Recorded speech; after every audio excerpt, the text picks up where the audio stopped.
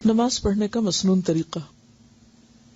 حضرت ابو ہریرہ رضی اللہ عنہ فرماتے ہیں کہ نبی صلی اللہ علیہ وسلم مسجد میں تشریف لائے، اس کے بعد ایک شخص آیا اور نماز پڑھنے لگا۔ نماز کے بعد اس نے آ کر نبی کریم صلی اللہ علیہ وسلم کو سلام کیا۔ آپ نے سلام کا جواب دے کر فرمایا کہ واپس جا کر دوبارہ نماز پڑھو، کیونکہ تم نے نماز نہیں پڑھی۔ چنانچہ اس نے دوبارہ نماز پڑھی اور واپس آ کر پھر آپ کو سلام کیا۔ آپ نے اس مرتبہ بھی یہی فرمایا کہ جا کر دوبارہ نماز پڑھو، کیونکہ تم نے نماز نہیں پڑھی۔ 3 مرتبہ اسی طرح ہوا۔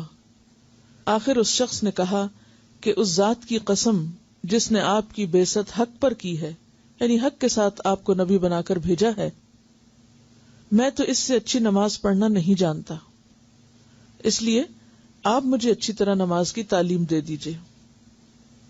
آپ صلی اللہ علیہ وسلم نے فرمایا کہ جب نماز کے لیے کھڑے ہوا کرو تو پہلے تکبیر کہو، پھر قرآن مجید میں سے جو کچھ تم سے ہو سکے آرام آرام سے پڑھو، یعنی سورۃ الفاتحہ اور اس کے بعد کی قرات کی طرف اشارہ ہے۔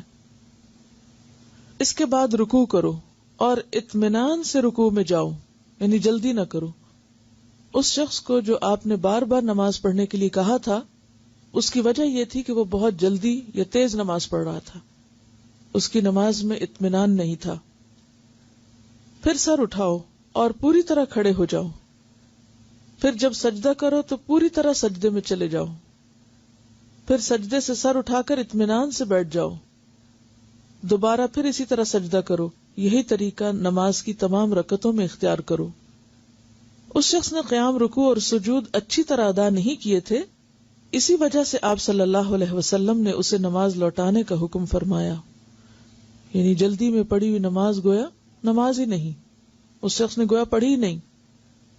اچھی نماز یعنی فرض، سنت، نفل جس طرح آپ نے سکھائی پڑھی جائے تو فی رکعت کم از کم 3 منٹ لگتے ہیں، اور فجر کی نماز میں کم از کم 5 منٹ فی رکعت، کیونکہ فجر کی نماز میں زیادہ تر لمبی صورتیں پڑھنا آپ صلی اللہ علیہ وسلم کی عادت مبارکہ تھی۔ آپ صلی اللہ علیہ وسلم اس سے کہیں زیادہ وقت بھی فی رکعت لیتے تھے، یعنی یہ منیمم ہے۔ قرآن اور دعاؤں کا ہر لفظ پورا پورا معروف طریقے سے عربی لہجے میں ادا کیجیے۔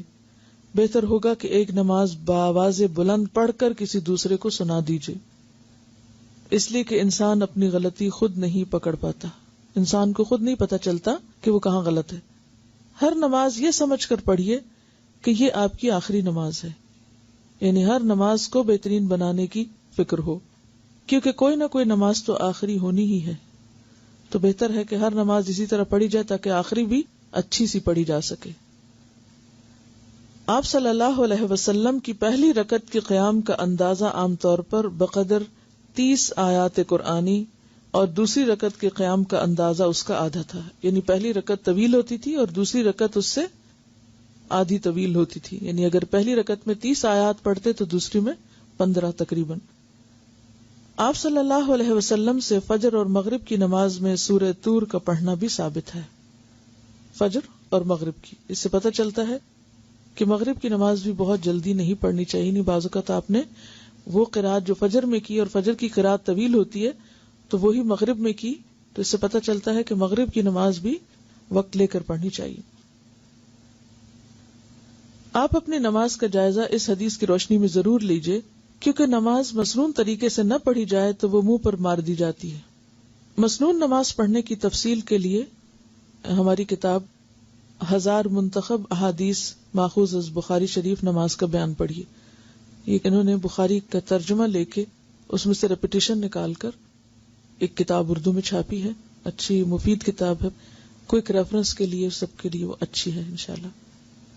الہدا کی سائٹ پر یہ کتاب موجود ہے، وہاں سے بھی آپ سن بھی سکتے ہیں۔ بہتر یہی ہے کہ آپ سن کر پڑھیں اس کو، کیونکہ اگر ہم نمازیں پڑھ بھی رہے ہیں اور درست طریقے پر نہیں پڑھ رہے، سنت کے مطابق نہیں پڑھ رہے، تو ویسے ہی گویا نہیں پڑھ رہے۔ اور نماز تو وہ چیز ہے جس کا سب سے پہلے حساب ہوگا قیامت کے دن، اور جب تک کوئی نماز کے پرچے میں پاس نہیں ہوتا وہ آگے نہیں جا سکے گا۔ یعنی یہ ہوم ورک صرف یہاں کا نہیں ہے، یہ تو آخرت کا بھی ہے جس کے لیے سب کو تیاری کرنی چاہیے. ٹھیک ہے.